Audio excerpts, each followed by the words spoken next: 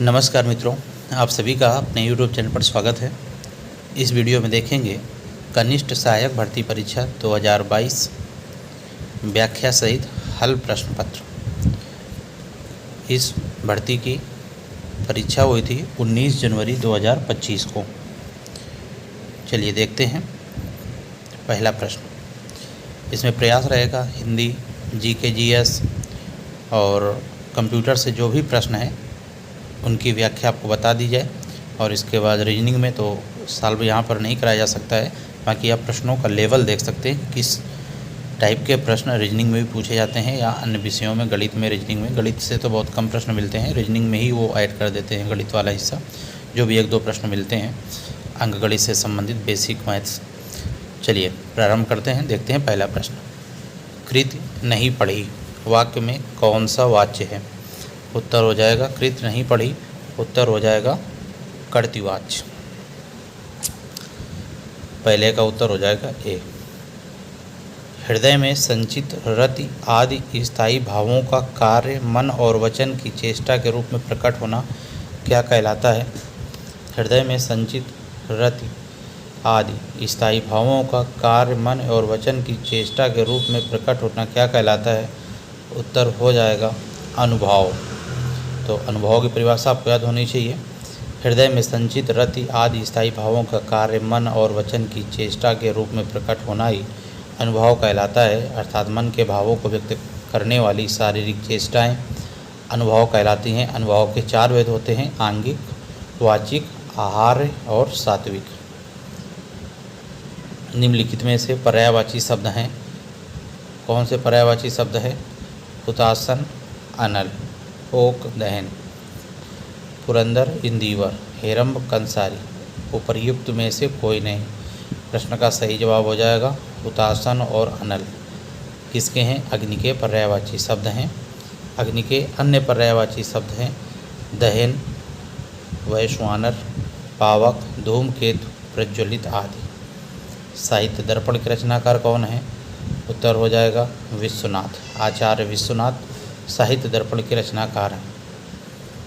कौतुकार्थ अनुपयुक्त वचन या विकृत रूप रचना से आह्लाद युक्त मनोविकार हो तब कौन सा रस होता है? यानी कौतुकार्थ अनुपयुक्त वचन या विकृत रूप से आह्लाद युक्त मनोविकार हो तब कौन सा रस होता है? उत्तर हो जाएगा विकल्प डी, हास्य रस।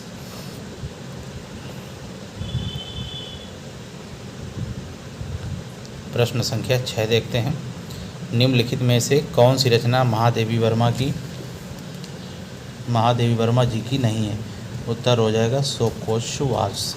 शोकोच्छ्वास ये रचना महादेवी वर्मा जी की नहीं है। सांध्य गीत, गीत पर्व, रश्मि नीरजा, दीपशिखा आदि रचनाएं इनकी हैं।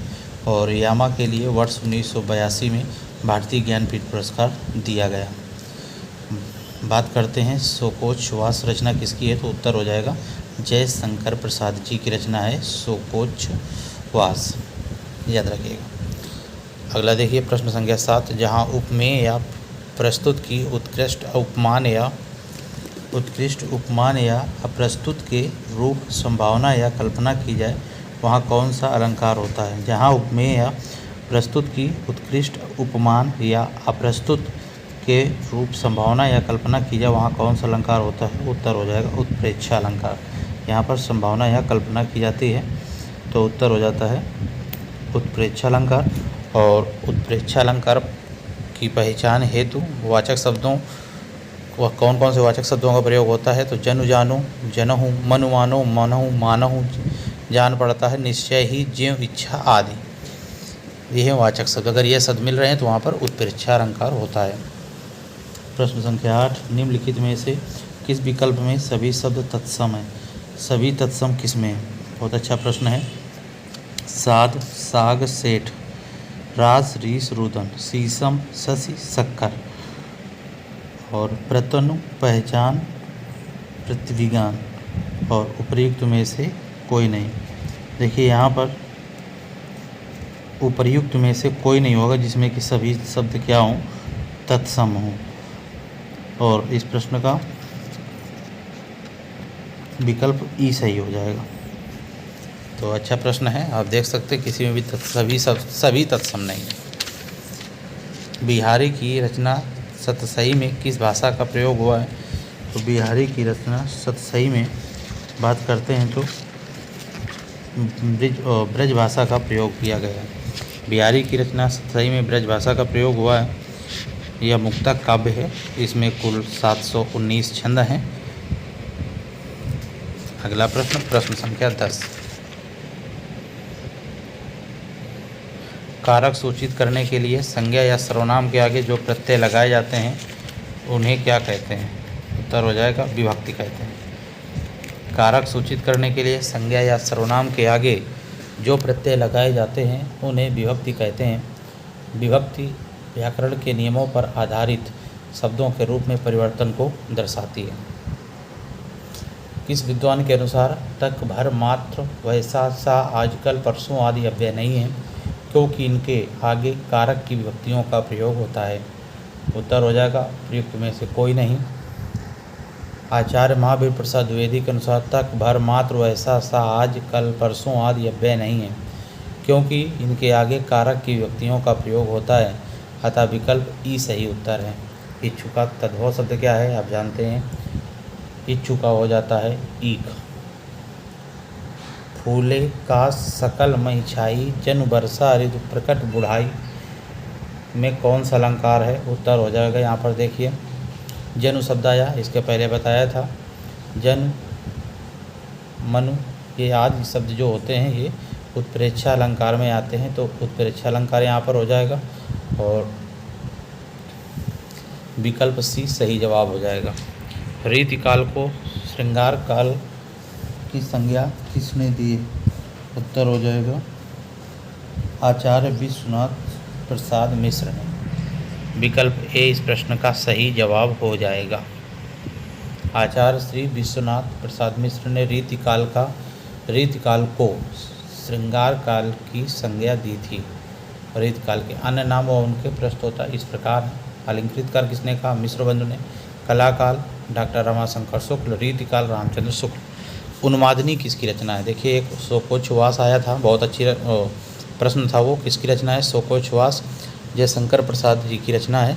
और उन्मादनी किसकी रचना है? देखिए रचनाओं से भी प्रश्न बन रहा है। दूसरा प्रश्न रचना का उत्तर हो जाएगा सुभद्रा कुमारी चौहान। सुभद्रा कुमारी चौहान जी की रचना है उन्मादनी। ये कौन कौन सी रचनाएं और हैं? तो मुकुल, त्रिधारा, बिखरे मोती, वीरों का कैसा हो बसंत आदि। प्रश्न संख्या 16। निम्नलिखित में से कौन सा शब्द कुसुम सर शब्द का पर्यायवाची नहीं है? कुसुम सर शब्द के पर्यायवाची कौन कौन से होते हैं आप देख लीजिए। कंदर्प, मनसिज, पंचसर, पुष्पधनवा, मनोज इत्यादि कुसुम सर के पर्यायवाची शब्द हैं। देव नदी शब्द कुसुम सर का पर्यायवाची शब्द नहीं है। विकल्प बी सही उत्तर हो जाएगा। देखिए रचनाओं से तीसरा प्रश्न बन रहा है, तो आप कह सकते हैं कि रचनाओं का वेटेज ज़्यादा रहता है यूपी ट्रिपल एस सी में। चलिए रामाज्ञा प्रश्न किसने लिखी है? उत्तर हो जाएगा तुलसीदास जी ने। रामाज्ञा प्रश्न तुलसीदास जी की रचना है।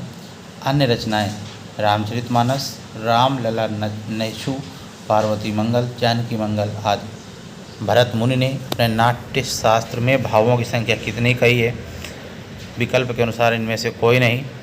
क्यों? क्योंकि व्याख्या देख लेते हैं। भरत मुनि ने अपने नाट्य शास्त्र में भावों की संख्या 49 कही है, जिनमें से 33 संचारी या व्यभिचारी भाव हैं, 8 सात्विक और शेष 8 स्थायी भाव हैं। माखनलाल चतुर्वेदी को किस पुस्तक के लिए साहित्य अकादमी पुरस्कार मिला था? उत्तर हो जाएगा हिम तरंगिनी। माखनलाल चतुर्वेदी को 1955 में हिम तरंगिनी के लिए साहित्य अकादमी पुरस्कार मिला था। साहित्य अकादमी पुरस्कार की स्थापना 12 मार्च 1954 को हुई थी। यह पुरस्कार भारत की 24 भाषाओं में प्रदान किया जाता है। कौन कौन सी 24 भाषाएं होती हैं? 8वीं अनुसूची में वर्णित 22 भाषाएं प्लस राजस्थानी और अंग्रेजी, ये हो गई 24 भाषाएं। किस वाक्य में अधिकरण कारक है? प्रश्न संख्या 20। किस वाक्य में अधिकरण कारक है? उत्तर हो जाएगा पुस्तकें मेज पर रखी हैं। पुस्तकें मेज पर रखी है, तो पुस्तकें मेज पर रखी हैं में अधिकरण कारक है। क्रिया के आधार का बोध हो उसे अधिकरण कारक कहते हैं। अधिकरण की विभक्ति में और पर होती है।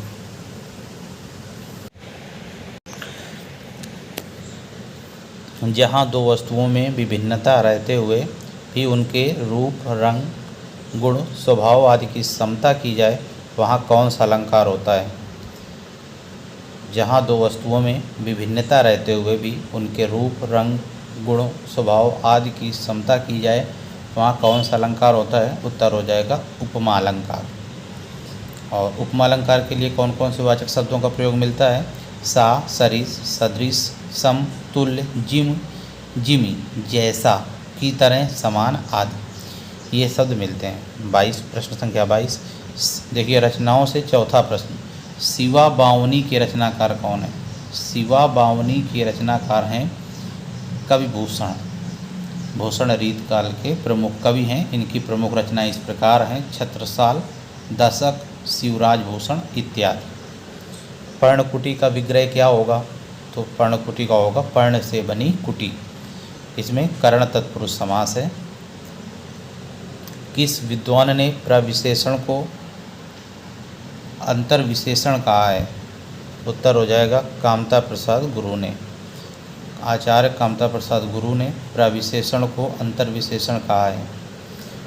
और प्रविशेषण कहते किसे हैं? तो विशेषण की विशेषता बताने वाले शब्द प्रविशेषण कहलाते हैं। छंद के कुल कितने अंग हैं? छंद के कुल कितने अंग हैं? तो विकल्प है ए 9, 10, 11, 13।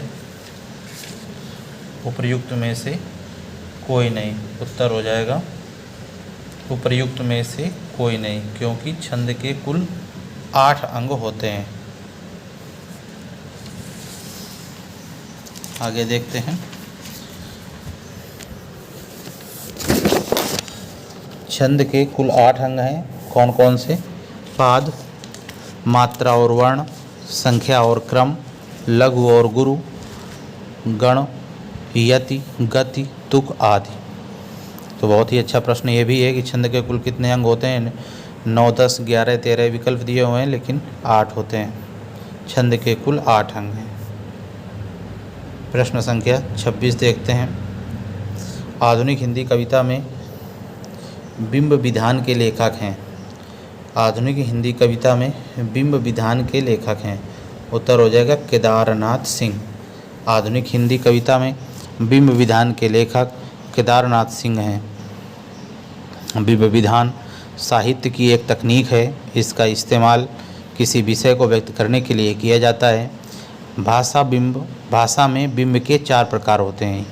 इस पॉइंट को भी आप नोट कर सकते हैं कि भाषा में बिंब के कितने प्रकार होते हैं। तो 4 प्रकार होते हैं। कौन कौन से? दृश्य बिंब, श्रव्य बिंब, विचार बिंब और भाव बिंब। और प्रश्न क्या था? आधुनिक हिंदी कविता में बिंब विधान के लेखक कौन हैं? उत्तर हो जाएगा केदारनाथ सिंह। अगला प्रश्न, सैयद इब्राहिम किसका वास्तविक नाम है? बहुत ही अच्छा प्रश्न है। सैयद इब्राहिम किसका वास्तविक नाम है? उत्तर हो जाएगा रसखान। रसखान का वास्तविक नाम सैयद इब्राहिम है। और इनकी एक प्रमुख रचना बहुत पूछी जाती है, जो है प्रेम वाटिका। प्रेम वाटिका की रचना का रसगान है, ये बहुत पूछी गई है। अन्य रचनाएं भी देख लेते हैं। सुजान, रसखान और दान लीला, प्रेम वाटिका आदि। छंद की प्रथम चर्चा खाली स्थान में हुई थी। तो उत्तर है छंद की प्रथम चर्चा ऋग्वेद में हुई थी। और छंद के अंग कितने बताए गए? तो 8 अंग। तो ऋग्वेद में हुई थी। छंद कहते किसे हैं? देख लेते हैं। छंद की प्रथम चर्चा ऋग्वेद में हुई थी। हिंदी साहित्य के अनुसार अक्षर, संख्या, गणना, मात्रा, यति, गति से संबंधित किसी विषय पर रचना को छंद कहा जाता है। अहेर का तत्सम शब्द क्या है? तो अहेर का तत्सम शब्द होगा आखेट। अहेर का तत्सम शब्द आखेट होगा। किसी भाषा के मूल शब्द को क्या कहते हैं? किसी भाषा के मूल शब्द को क्या कहते हैं? उत्तर हो जाएगा तत्सम कहते हैं। किसी भाषा के मूल शब्द को तत्सम कहते हैं। तत्सम वे शब्द होते हैं जो सीधा सीधा संस्कृत से लेकर प्रयोग में लिए जाते हैं। प्रश्न संख्या 31। अब देखिए, हमने आपसे कहा था कि हिंदी, जीके, जीएस, कंप्यूटर, ये प्रश्न तो आपको व्याख्या सहित करा आप देंगे, क्योंकि लिखा हुआ तो कोई दिक्कत नहीं होती है। और हमारे पास इसमें जिस हिसाब से वीडियो बन रहा है रिकॉर्ड करके, तो इनमें पेन चलाना, हमारे पेन नहीं चला पाएंगे, क्योंकि ऐसी यहाँ पर व्यवस्था नहीं है कि हम प्रश्न आपको सॉल्व करके दिखा पाएँ। तो प्रश्न आप देख लीजिए, आप खुद कर सकते हैं, आप हल देखिएगा, वीडियो रोक लीजिएगा। हम आपको प्रश्न संख्या 31 देखिए। रीजनिंग का प्रश्न है कि एक परिवार में श्री प्रकाश की पत्नी और उनके 2 विवाहित भाई हैं, जिनमें से एक के 2 बच्चे हैं और दूसरे के कोई संतान नहीं है। परिवार में कितने सदस्य हैं? आंसर थोड़ा सा आपको रोकेंगे, इसके बाद आप देखिए, इसको आप सॉल्व करें, इसके बाद आप उत्तर मिला लें, आगे बढ़ जाएंगे। 32 प्रश्न देखिए, सर्वथा भिन्न चुनना है। वर्ग, आयत, वृत्त, गोला, तो इसमें क्या होगा? तो वर्ग, आयत तथा वृत्त द्विविमीय ज्यामित आकृतियाँ होती हैं, जबकि गोला एक त्रिविमीय ज्यामित आकृति है। आप कहें कैसे? तो आपने पढ़ा होगा गोले का आयतन, ठीक है, और किसी का आयतन आपने नहीं पढ़ा होगा। तो ये होती है 2D और 3D। तो वर्ग का क्षेत्रफल होता है, आयत का क्षेत्रफल होता है, वृत्त का क्षेत्रफल होता है, लेकिन गोले का क्या निकाला जाता है? आयतन निकाला जाता है। तो त्रिविमीय आकृति, गोला अलग हो जाएगा। प्रश्न संख्या 33, दिशा दूरी से प्रश्न है।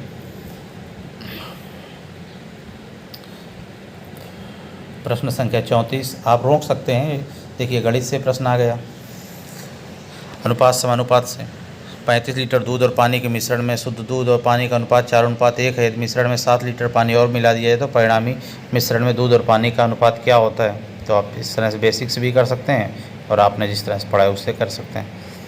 इसके बाद 35 से 36 प्रश्न तक क्या दिया है वो देख लेते हैं। दिया एक निश्चित कोड भाषा में कॉलम 1 में दिए गए वाक्यों के कोड कॉलम 2 में दिए गए हैं। प्रत्येक शब्द का एक विशिष्ट कोड है। इन कोडों के आधार पर प्रश्नों के उत्तर दीजिए। तो इस तरह से ये दिया है, ईट, बेल, कीप, सेप को लिखा जाता है। कुल मिला के कोडिंग डिकोडिंग से ये प्रश्न है, आपने देखा होगा। इस तरह इसको ऐसे लिखा, लेकिन इसमें कॉलम के दे दिया, थोड़ा सा रूप परिवर्तन किया इस टाइप के प्रश्नों का। तो आप प्रश्न देख रहे होंगे, आपको याद भी आ रहा होगा कि आपने लिखा इसको प्रश्न कैसे देखे हैं अपने पुस्तकों में। ईट, वेल, कीप, सेप को LAMARATA आदि लिखा जाता है। इस तरह से ये लिखा जाता है। तो कौन शब्द XE के रूप में कोडित किया जाएगा? तो आप इस तरह से कॉमन करके देखिए, हल किस तरह से, इस तरह से आप भी करते हैं, आप कर सकते हैं।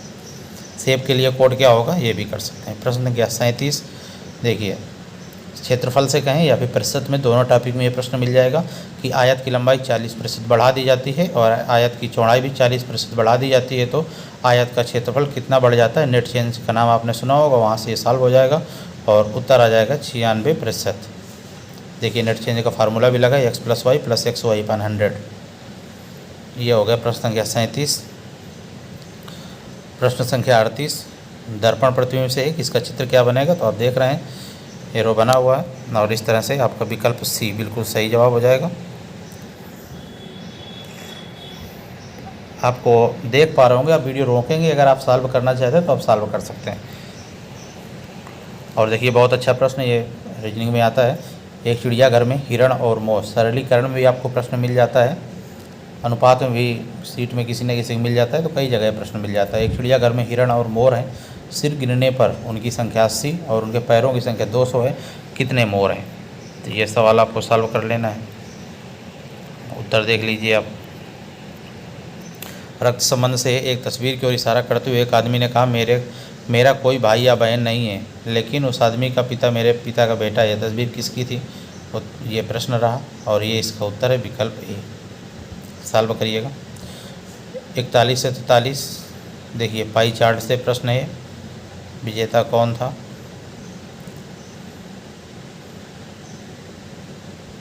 ये पढ़ेंगे आप, इसके बाद पाई चार्ट को करेंगे। पाई चार्ट वाला प्रश्न आप सॉल्व करेंगे। ये सॉल्व देख लीजिए, इस तरह से सॉल्व होगा। प्रश्न संख्या 42 देखिए। 43 देखिए, हल भी देखते रहिएगा, वीडियो रोक लीजिएगा, हल करिएगा, ना आए तो हल देखकर आंसर मिला लीजिएगा। अब देखिए, रक्त संबंध से कोडेड वाला प्रश्न आ गया। प्रश्न संख्या 44 ये है। तो इस तरह के भी प्रश्न आपने पढ़े होंगे, बिल्कुल सीधा सा है अगर आपने पढ़ा है बेसिक। प्रश्न संख्या 45 देखिए, दिए गए विकल्पों में से वह आकृति ज्ञात कीजिए जिसमें समस्या आकृतियों के बगल में रखने पर समस्या आकृतियों का क्रम जारी रहेगा, यानी क्रम से बताना है। सीरीज से प्रश्न है तो इस हिसाब से इसका उत्तर वृत्त है तो वृत्त को थोड़ा सा नीचे किया गया और उसका आधा भाग रखा गया है और इस तरह से विकल्प सी सही उत्तर आ जाएगा नीचे करने पे। सिंपल है। प्रश्न संख्या 45 के बाद हम लोग देखते हैं 46। इस तरह से देखिए अंकगणितीय तर्क शक्ति से है कि गुणा का अर्थ भाग और भाग का अर्थ गुणा, तो आपको सॉल्व कर लेना है। पहले का को तोड़ना होता है, इसके बाद ऑफ वाला, इसके बाद भाग वाला, इस तरह से करना है। कौन सी संख्या आएगी सीरीज का प्रश्न है। सीरीज का क्या कह सकते हैं इसको आप फिल करना है। तो 7 गुणा 9 प्लस 5 गुणा 3 योग करके 71 आ गया। इस तरह से गुणा करके आप देख सकते हैं आकृतियों की गणना से। निम्नलिखित आकृति में कितने त्रिभुज हैं, तो ये आपको काउंट कर लेना है।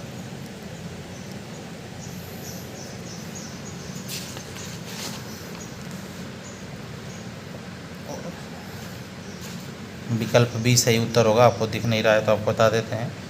13 त्रिभुज यहाँ पर बनने वाले हैं। हल देख सकते हैं, 13 त्रिभुज मिलेंगे आपको। चलिए पहले संख्या पद्धति से सवाल है ये और एलसीएम एचसीएफ का है कहें तो दोनों की जानकारी होनी चाहिए इसमें, नंबर सिस्टम और एलसीएम और एलसीएम की। 49 नंबर हो गया सवाल, आप देख पा रहे होंगे। प्रश्न संख्या 50 देखिए, रीजनिंग का सवाल है।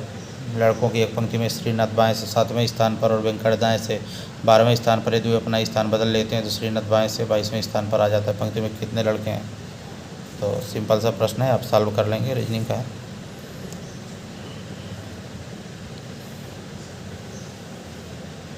ये देखिए कैलेंडर से बढ़िया प्रश्न रीजनिंग का कि 3 अप्रैल 2005, तो अप्रैल को 4 लिखा जाता है तो 3 4 5 लिख लिया गया। देखो बहुत अच्छा सवाल है, इसको नोट कर लीजिएगा आप, क्योंकि इस तरह के प्रश्न पूछे गए यूपी में। जनवरी 2025 का एक परीक्षा हुई है कि 3 अप्रैल 2025 है, 6 अगस्त 2010 है, तो अगस्त को क्या लिखते हैं 6 8 10 लिखते हैं। तो यहाँ से इनके अंकों से वहाँ पर शब्दों में लिखा है, अंक लिखिए 6 8 10 और पाइथागोरस प्रमेय से ये प्रश्न सॉल्व हो रहा है। तो इस तरह से ठीक है, बहुत अच्छा प्रश्न है 51, इसको ज़रूर सॉल्व करिएगा। 52 नंबर देखते हैं। रेलगाड़ी का सवाल है, सॉल्व कर सकते हैं। ये रहा प्रश्न, वीडियो रोकिए सॉल्व करिए। ये तरीका है, आपको बीच में बताते रहेंगे कैसे करना है। उत्तर 18 किलोमीटर।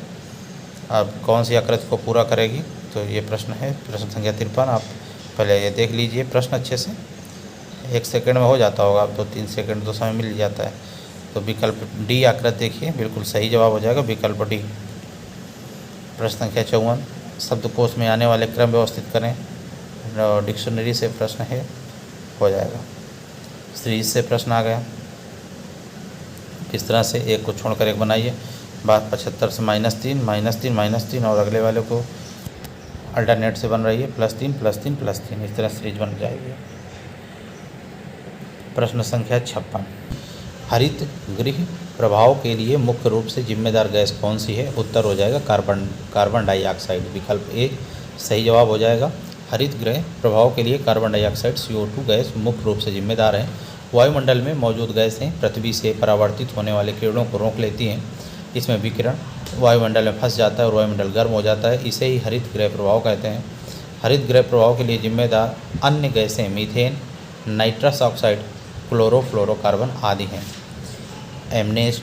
एमनेस्टी इंटरनेशनल का मुख्यालय कहाँ स्थित है। उत्तर हो जाएगा विकल्प सी लंदन में स्थित है। एमनेस्टी इंटरनेशनल का मुख्यालय लंदन में है। इसकी स्थापना 1961 में पीटर वेनेसन द्वारा की गई थी। यह एक गैर सरकारी संगठन है जो मानवाधिकारों के लिए काम करता है। वर्ष 1977 में एमनेस्टी इंटरनेशनल को अत्याचार के खिलाफ मानवीय गरिमा की रक्षा के लिए शांति का नोबेल पुरस्कार मिला था। इतिहास के निम्नलिखित ऐतिहासिक स्रोतों पर विचार करें। इलाहाबाद स्तंभ शिलालेख कालिदास की रचना है। विशाखा दत्त की मुद्रा राक्षस राजशेखर की काव्य मीमांसा। ये है विकल्प। और इस प्रश्न का जो सही जवाब हो जाएगा प्रश्न संख्या 58 का हो जाएगा विकल्प डी। गुप्त काल को भारत का स्वर्णिम युग कहा जाता है। गुप्त काल के प्रमुख ऐतिहासिक स्रोत निम्न हैं। उपयुक्त तो सभी हैं देखिए इसमें, और अभी तक जितने प्रश्न मिले हैं लगभग जो काफ़ी शब्दों के दृष्टिकोण से बड़े थे, उनमें उपयुक्त सभी ही उत्तर माने हैं। ये आप इस आधार पर प्रश्नों को मत करिएगा।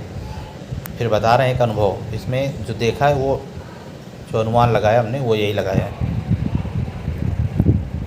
आप हल करिएगा ज़रूर, क्योंकि ऐसा सभी हर बार हो ये संभव नहीं। व्याख्या आप पढ़ लीजिए। एक भारतीय एथलीट जिसे लोकप्रिय रूप से पॉकेट डायनमो के नाम से जाना जाता है, उत्तर हो जाएगा खासाबा दादा साहब जाधव। दादा साहेब जाधव एक भारतीय एथलीट थे जिन्हें पॉकेट डायनमो के नाम से जाना जाता है। वे स्वतंत्र भारत के पहले व्यक्तिगत ओलंपिक पदक विजेता थे। उन्होंने वर्ष 1952 में हेलसिंकी ओलंपिक में फ्री स्टाइल कुश्ती में कांस्य पदक जीता था। राष्ट्रीय सौर ऊर्जा संस्थान का मुख्यालय कहाँ स्थित है?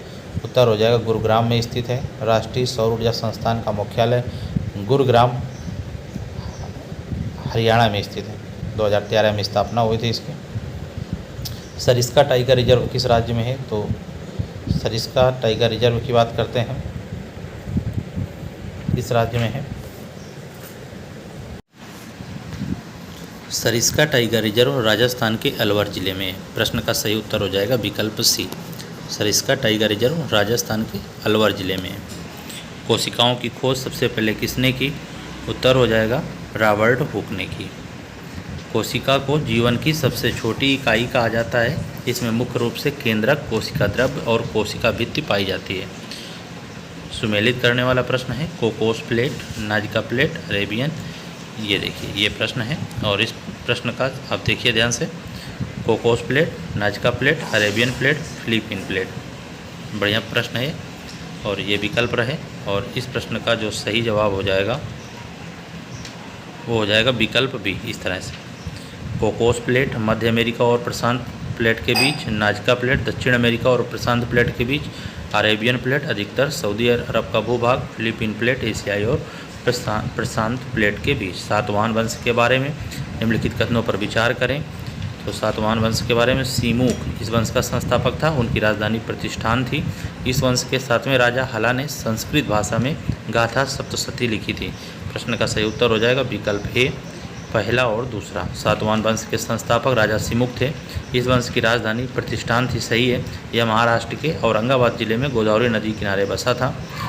प्रतिष्ठान को पैठन के नाम से भी जाना जाता है। इस वंश के 5वें राजा हला या शालिवाहन ने संस्कृत भाषा में गाथा सप्तशती लिखा। गौतमीपुत्र सातकर्णी सातवाहन वंश के सबसे प्रतापी राजा थे। अतः कथन 3 क्या है? गलत है। हला ने संस्कृत भाषा में गाथा सप्तशती लिखी, ठीक।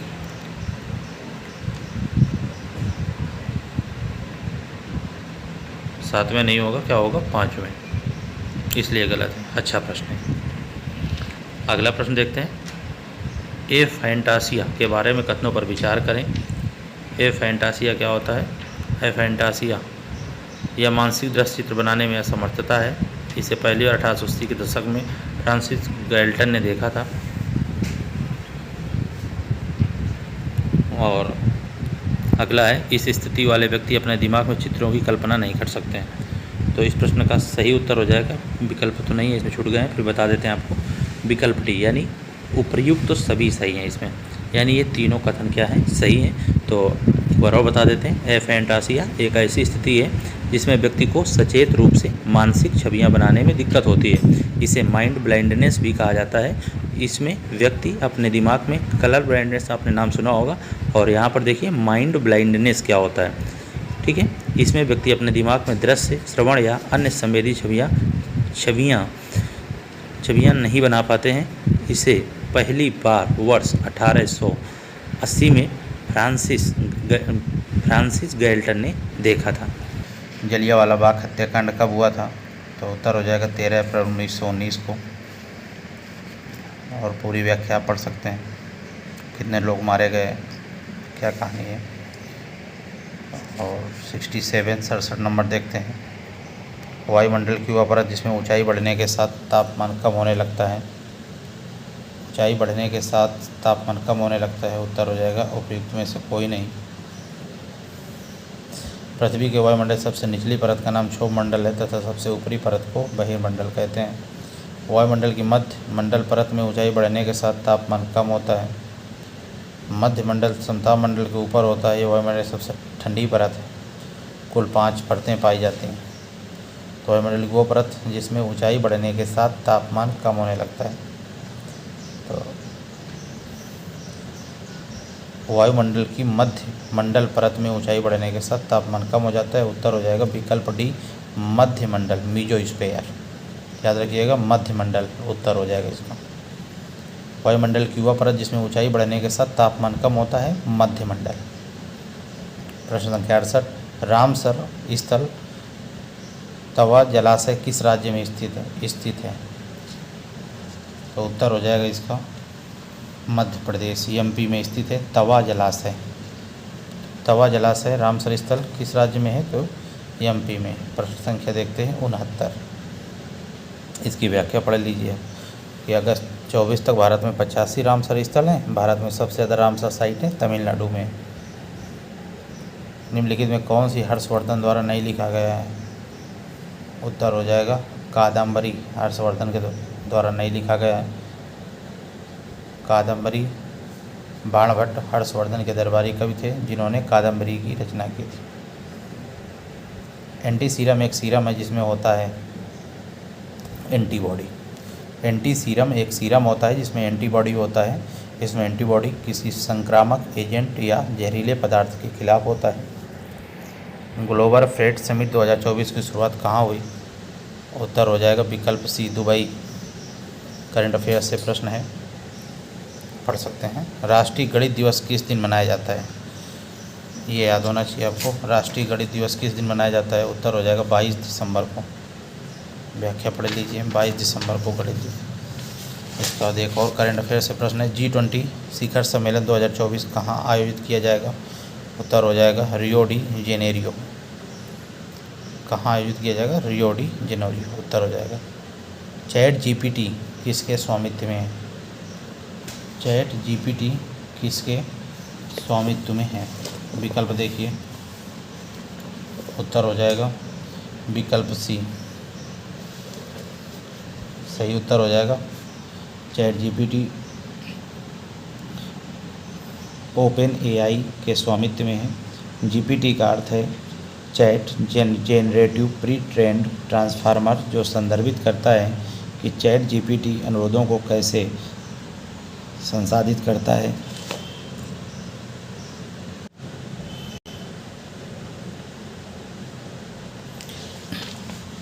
और प्रतिक्रियाएं तैयार करता है। चैट जीपीटी को सैन फ्रांसिस्को कैलिफोर्निया स्थित एक शोध प्रयोगशाला में विकसित किया गया। तो फुल फॉर्म याद रखिएगा चैट जीपीटी का, chat generative pre trained transformer. उत्तर हो जाएगा विकल्प सी एंथ्रोपिक। ठीक है, नहीं माफ़ करिएगा, ओपन एआई बताया कि ओपन एआई के स्वामित्व में है। विकल्प सी है ओपन एआई। देखिए, हो सकता है कुछ प्रश्न आपके सामने उत्तर हैं, आप देख लीजिएगा। हो सकता है बोलने में, क्योंकि वीडियो बनाते समय थोड़ा सा ध्यान हट जाता है कभी कभी, तो आप उत्तर देखिएगा, विकल्प भी मिला लीजिएगा। हालांकि सही होंगे, फिर भी आपको बता रहे हैं। ओपन एआई चैट जीपीटी किसके स्वामित्व में है? ओपन एआई के स्वामित्व में है।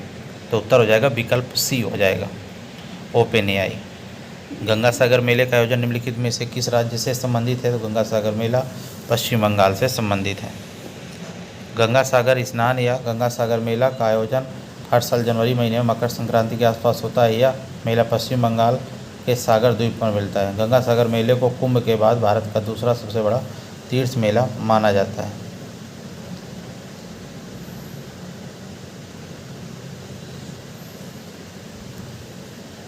उत्तर हो जाएगा पश्चिम बंगाल। भीमबेटका की गुफाओं की खोज किसने की थी? उत्तर हो जाएगा वीएस वाकणकर। विकल्प सी सही जवाब। डॉक्टर विष्णु श्रीधर वाकणकर ने 1957-58 में भीमबेटका की गुफाओं की खोज की। भीमबेटका गुफाओं को वर्ष 2003 यूनेस्को ने विश्व धरोहर स्थल घोषित किया था। जापान के वर्तमान प्रधानमंत्री। करंट अफेयर से प्रश्न था। UNCED का मतलब क्या है? तो उत्तर हो जाएगा विकल्प B, United Nation conference on environment and development. विकल्प बी सही उत्तर हो जाएगा और इसे पृथ्वी शिखर सम्मेलन के नाम से भी जाना जाता है। प्रभुत्व के नियम के बारे में निम्नलिखित कथनों पर विचार करें।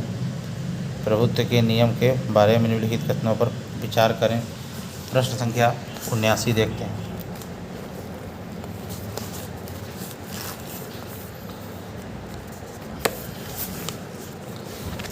पहला विकल्प है गुणधर्मों को असतत इकाइयों द्वारा नियंत्रित किया जाता है जिन्हें कारक कहा जाता है। कारक जोड़े में होते हैं। कारकों की एक असमान जोड़ी में जोड़ी का एक सदस्य दूसरे पर हावी होता है। तो ये प्रश्न अच्छा प्रश्न है, थोड़ा सा टफ है, फिर भी इसका उत्तर देखिए। विकल्प सी सही हो जाएगा। प्रभुत्व का नियम है। ग्रेगर जोहान मेंडल ने संकरण प्रयोगों के जरिए खोजा था। यह वंशानुक्रम का पहला नियम है। प्रभुत्व का नियम ये नियम बताता है कि जब किसी जीव में किसी विशेषता के लिए दो अलग अलग एलील होते हैं तो उनमें से एक एलील प्रभावी होता है और दूसरा अप्रभावी होता है। प्रश्न संख्या 80 देखते हैं। चुनाव आयोग के बारे में निम्नलिखित में से कौन सा कथन सत्य नहीं है? तो क्या लिखा हुआ? भारत के चुनाव आयोग के कार्यकाल के लिए प्रावधान करता है अनुच्छेद 324। तो इसका उत्तर हो जाएगा विकल्प डी, चुनाव आयुक्त के कार्यालय की अधिकतम अवधि 5 वर्ष है। ये सत्य नहीं है। विकल्प डी इस प्रश्न का उत्तर हो जाएगा क्योंकि सभी आयुक्तों का कार्यकाल 6 वर्ष होता है। चुनाव आयोग से संबंधित अन्य बातें। भारत निर्वाचन आयोग इलेक्शन कमीशन ऑफ इंडिया की स्थापना 25 जनवरी 1950 को हुई थी। चुनाव आयोग में देखिए, अगर चुनाव आयोग के टोल फ्री नंबर की बात करें तो यहीं से 1950 टोल फ्री नंबर भी लिया गया है। कारण यही है स्थापना 25 जनवरी 1950। टोल फ्री नंबर किसका है? तो भारत निर्वाचन आयोग का टोल फ्री नंबर हो जाएगा। ये पॉइंट भी आप याद रखिएगा। आयोग में वर्तमान में एक मुख्य चुनाव आयुक्त और 2 अन्य चुनाव आयुक्त होते हैं। मुख्य चुनाव आयुक्त और अन्य चुनाव आयुक्तों की नियुक्ति भारत का राष्ट्रपति करता है। सभी आयुक्तों का कार्यकाल 6 वर्ष होता है। मुख्य चुनाव आयुक्त को संसद द्वारा महाभियोग के जरिए हटाया जा सकता है। इनके वेतन निर्धारण संसद करती है। चुनाव आयुक्त के कार्यकाल की कोई अधिकतम अवधि नहीं होती है।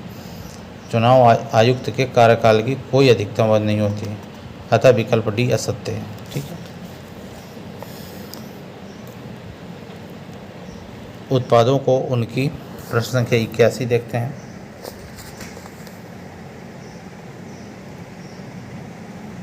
उत्पादों को उनकी महत्वपूर्ण विशेषताओं जैसे गुणवत्ता और आकार के आधार पर विभिन्न समूहों में वर्गीकृत करने की प्रक्रिया को क्या कहा जाता है? उत्तर हो जाएगा ग्रेडिंग। विकल्प सी सही जवाब हो जाएगा। जटिल प्रश्न है थोड़ा सा, आप इसकी व्याख्या पढ़ लीजिए। ग्रेडिंग की आवश्यकता कब होती है? जब कंपनियां मानकीकरण की तकनीक का सख्ती से पालन नहीं करती हैं। उत्तर प्रदेश में चाकू नगरी का खिताब पाने वाला जिला कौन सा है? तो उत्तर हो जाएगा रामपुर। विकल्प सी सही जवाब हो जाएगा। प्रश्न संख्या 83। वाणिज्यिक बैंकों को अपने ग्राहकों को ऋण प्रदान करने से पहले सरकार द्वारा अनुमोदित प्रतिभूतियों पर सोने के रूप में बनाए रखने के लिए आवश्यक राशि का अनुपात है। विकल्प बी हो जाएगा सही जवाब। स्टैचुरी लिक्विडिटी रेशियो SLR संक्षिप्त में कहते हैं, या वैधानिक तरलता अनुपात जमा राशि का वह न्यूनतम प्रतिशत है जिसे वाणिज्यिक बैंकों को ग्राहकों को ऋण देने से पहले बनाए रखना पड़ता है। ये जमा राशि नकदी, सोना, स्वीकृत प्रतिभूतियों और अन्य साधनों के रूप में रखी जाती हैं। प्रश्न संख्या 84 देखते हैं।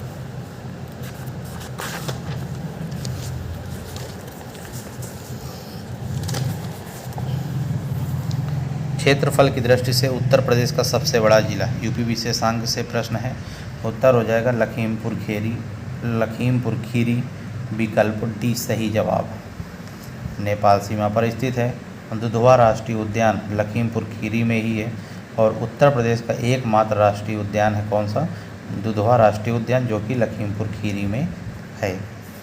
अगला प्रश्न देखते हैं। उत्तर प्रदेश सरकार के प्रमुख कार्यक्रम के तहत MSME पर विशेष ध्यान दिया गया। उत्तर हो जाएगा एक जिला एक उत्पाद। MSME पर विशेष ध्यान दिया गया, एक जिला एक उत्पाद, विकल्प ए सही हो जाएगा। उत्तर प्रदेश सरकार द्वारा एक जिला एक उत्पाद एकल पहल है, जिसका उद्देश्य राज्य के विभिन्न हस्तशिल्प, रेडीमेड कपड़े, चमड़े के उत्पाद आदि के घरेलू उत्पादन को प्रोत्साहित करना है। एक जिला एक उत्पाद योजना को जनवरी 2018 में उत्तर प्रदेश सरकार द्वारा लॉन्च किया गया था। प्राथमिक बाजार के बारे में निम्नलिखित में से कौन सा कथन गलत है?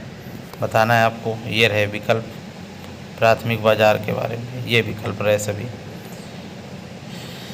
इस प्रश्न का जो सही उत्तर हो जाएगा वो हो जाएगा विकल्प डी। विकल्प डी। व्याख्या देखते हैं। प्राथमिक बाजार एक ऐसा बाजार होता है जहां नई प्रतिभूतियां जारी की जाती हैं और सीधे निवेशकों को बेची जाती हैं। प्राथमिक बाजार एक ऐसा बाजार होता है जहां नई प्रतिभूतियां जारी की जाती हैं और सीधे निवेशकों को बेची जाती हैं। तो इस प्रश्न का सही जवाब हो जाएगा विकल्प डी। आगे देख लेते हैं। उत्तर प्रदेश का सबसे पश्चिमी जिला कौन सा है? तो उत्तर हो जाएगा शामली। याद कर सकते हैं आप। उत्तर प्रदेश सबसे पश्चिमी जिला कौन सा? शामली।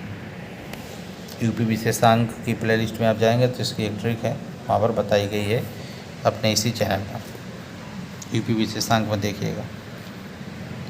हालांकि एक बार फिर बता देते हैं। यूपी का सबसे पश्चिमी जिला शामली है। पूर्वी बलिया, उत्तरी सबसे उत्तरी तथा दक्षिणी जिला सहारनपुर और सोनभद्र हैं। उत्तरी सहारनपुर और दक्षिणी सोनभद्र हैं। उत्तर प्रदेश की सीमा कुल 9 राज्यों से लगती है। मिलान करने वाला प्रश्न है। 6ठी शताब्दी ईसा पूर्व के दौरान राज्य और उनकी राजधानियों की मिलान करना है यहाँ पर। तो मगध की गिरिब्रज राजधानी थी। वत्स, कौशाम्बी, कुरु, इंद्रप्रस्थ, काशी, वाराणसी। उत्तर हो जाएगा विकल्प डी गलत है। काशी वाराणसी ये तो एक ही है, पुराना नाम है उसका। उत्तर प्रदेश के माता टीला बांध का निर्माण किस नदी पर किया गया? उत्तर हो जाएगा बेतवा नदी पर। उत्तर प्रदेश के माता टीला बांध का निर्माण बेतवा नदी पर किया गया था। प्रश्न संख्या 90। उत्तर प्रदेश वैश्विक निवेशक शिखर सम्मेलन 2023 कहाँ आयोजित किया गया था? करंट से प्रश्न है। उत्तर हो जाएगा लखनऊ। उत्तर प्रदेश के निम्नलिखित में से किस उत्पाद को 2024 में भौगोलिक संकेत का दर्जा दिया गया? अमरोहा ढोलक, मैनपुरी तारकसी, संबल हार्न क्राफ्ट। उत्तर हो जाएगा उपर्युक्त सभी। कछुआ वन्य जीव अभ्यारण्य के बारे में निम्नलिखित कथनों पर विचार करें। यह उत्तर प्रदेश के वाराणसी जिले में स्थित है। मीठे पानी का कछुआ वन्य यह देश का पहला मीठे पानी का कछुआ वन्य जीव वन अभ्यारण्य था। कछुओं को आधे जले हुए मानव शवों को जैविक तरीके से हटाने के लिए छोड़ा गया था। इस प्रश्न का सही उत्तर हो जाएगा विकल्प डी। विकल्प डी में है उपर्युक्त सभी सही हैं। सभी बातें सही लिखी हैं। कछुआ वन्य जीव अभ्यारण्य कहाँ है? वाराणसी में मिलेगा। और देश का पहला मीठे पानी का कछुआ वन्य जीव अभ्यारण्य था यही। और कछुओं को आधे जले हुए मानव शवों को जैविक तरीके से हटाने के लिए छोड़ा गया था। प्रश्न संख्या देखते हैं 93। वित्तीय बाजारों के कार्यों के बारे में निम्नलिखित कथनों पर विचार कीजिए। देख पा रहे होंगे आप कथन वित्तीय बाजार के। तो इस प्रश्न का जो सही उत्तर हो जाएगा वह हो जाएगा विकल्प डी सही जवाब होगा। विकल्प डी सही जवाब होगा। फर्स्ट, सेकंड, थर्ड और फोर्थ। बचत जुटाना और उन्हें सबसे अधिक उत्पादक उपयोगों में लगाना, मूल्य खोज को सुविधाजनक बनाना, वित्तीय परिसंपत्तियों को तरलता प्रदान करना, लेन देन की लागत को कम करना। तो विकल्प डी सही हो जाएगा। वित्तीय बाजार वह व्यवस्था है जो लोगों को वित्तीय प्रतिभूतियों जैसे शेयर, बांड आदि वस्तुओं जैसे मूल्यवान धातुएं, कृषि उत्पाद आदि एवं अन्य सामानों के क्रय विक्रय की सुविधा देता है ताकि वे कम खर्चे पर दक्षतापूर्वक क्रय विक्रय कर सकें। मनी मार्केट से प्रश्न है, मनी मार्केट इंस्ट्रूमेंट्स या सिक्योरिटी के बारे में कथनों पर विचार करें। Call money, treasury bill, commercial paper, trade bill. तो उपयुक्त में से कौन से मनी मार्केट इंस्ट्रूमेंट्स या सिक्योरिटीज़ हैं? तो कौन से सिक्योरिटीज़ के रूप में काम करते हैं? तो उत्तर हो जाएगा विकल्प डी सही जवाब हो जाएगा। मनी मार्केट इंस्ट्रूमेंट वित्तीय अनुबंध होते हैं जिनका इस्तेमाल 1 साल से कम समय के लिए मनी मार्केट में कारोबार करने के लिए किया जाता है। ये अल्पकालिक वित्तीय प्रतिभूतियाँ हैं। इन्हें call money, treasury bill, commercial paper और ट्रेड बिल शामिल हैं। भारत का पहला स्टॉक एक्सचेंज वर्ष 1875 में स्थापित किया गया था। विकल्प ए सही हो जाएगा। अच्छा प्रश्न है, भारत में पहला स्टॉक एक्सचेंज वर्ष 1875 में स्थापित किया गया था। विकल्प ए सही हो जाएगा। स्टॉक एक्सचेंज ऐसा बाजार है जो सरकारी निकायों के साथ साथ सार्वजनिक और नगर निकायों द्वारा जारी किए गए प्रतिभूतियों और बांडों को बेचने और खरीदने के लिए संचालित होता है। प्रश्न संख्या 95, सेबी के विनियामक कार्यों के बारे में लिखित कथनों पर विचार करें। ये रहे विकल्प। प्रश्न संख्या 96 के, दलालों और उपदलालों तथा बाजार में अन्य खिलाड़ियों का पंजीकरण, सामूहिक निवेश योजनाओं और म्यूचुअल फंडों का पंजीकरण, कंपनियों द्वारा अधिग्रहण बोलियों का विनियमन, अधिनियम के उद्देश्यों को पूरा करने के लिए शुल्क या अन्य शुल्क लगाना। तो इस प्रश्न का सही उत्तर हो जाएगा विकल्प डी, पहला, दूसरा, तीसरा और चौथा। प्रश्न संख्या 97, उत्तर प्रदेश ने किस स्थान में वैदिक 3D संग्रहालय के निर्माण की घोषणा की है? उत्तर हो जाएगा वाराणसी। वाराणसी के संपूर्णानंद संस्कृत विश्वविद्यालय में वैदिक 3D संग्रहालय बनाने की घोषणा उत्तर प्रदेश सरकार ने की। यह संग्रहालय भारतीय ज्योतिष, खगोल विज्ञान और वैदिक साहित्य से संबंधित है। प्रश्न संख्या 98, उत्तर प्रदेश राज्य राजमार्ग प्राधिकरण का गठन किस वर्ष में किया गया था? राज्य राजमार्ग का गठन हुआ था 2004 में। विकल्प बी सही जवाब हो जाएगा। पीपीपी मॉडल पर शुरू किया गया इस प्राधिकरण को 98 के बाद 99। पहला यूपी निवेशक शिखर सम्मेलन आयोजित किया गया था 2018 में। पहला यूपी निवेशक शिखर सम्मेलन आयोजित किया गया था।